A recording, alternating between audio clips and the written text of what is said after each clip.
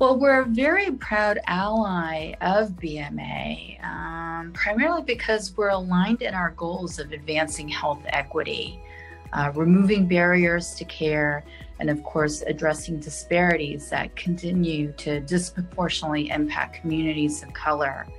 The Asian American community, as you may know, is the fastest growing demographic group in the United States.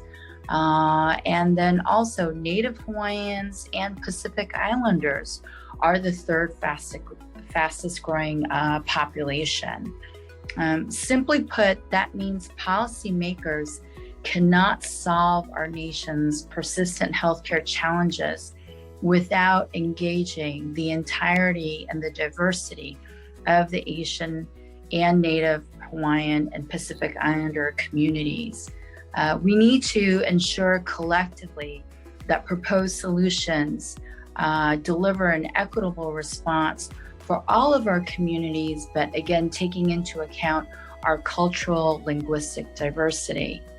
As we close out and as we celebrate Asian American and Native Hawaiian Pacific Islander Heritage Month, data shows consistently that our communities are at higher risk for conditions like diabetes, certain cancers, and hepatitis B.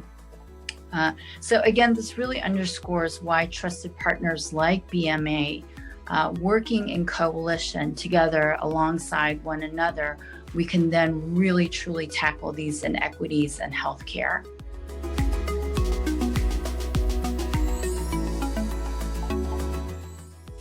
The fact is, we need better data on how Asian Americans and Native Hawaiian and Pacific Islanders seniors choose how to receive their Medicare benefits. We also know that there are some that are dual eligible between Medicare and Medicaid, with nearly half of all Medicare beneficiaries actually choosing to enroll in Medicare Advantage. We know that's why where many seniors in our communities find themselves as well. Our interests in ensuring Asian Americans and Native Hawaiian Pacific Islander seniors are empowered to make the best coverage choice for themselves.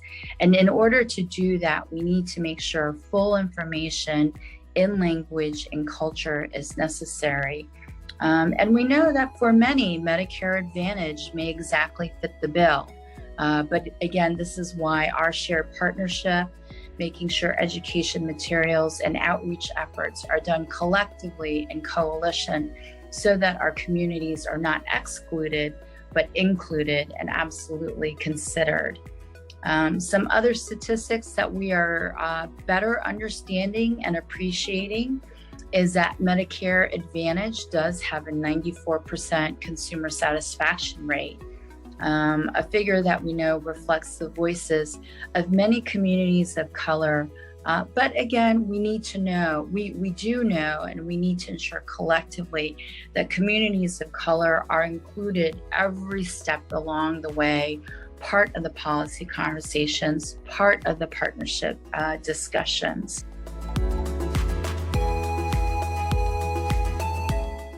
This is a really good question, and I think we could have a whole separate discussion.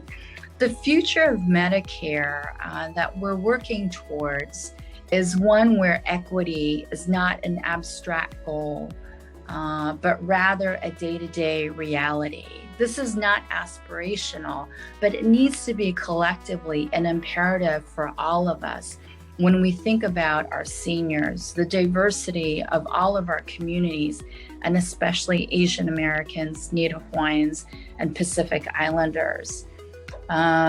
We know, I want to believe, that a future state of healthcare, of Medicare and Medicare Advantage will make sure that we address systemic health disparities, that these disparities are recognized, and that real solutions are created through partnership, through together with BMA and our policymakers.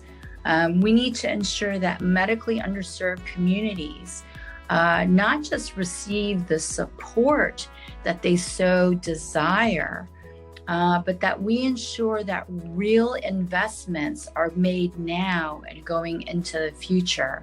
Without these investments, we know disparities and barriers will continue.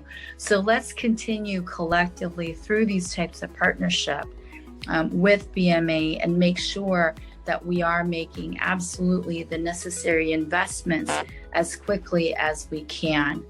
There's a lot of work to be done, but individually, collectively, thinking about our communities of color, making sure that we envision a brighter future for our seniors, I'm absolutely optimistic that we can achieve health equity, make it a reality for all.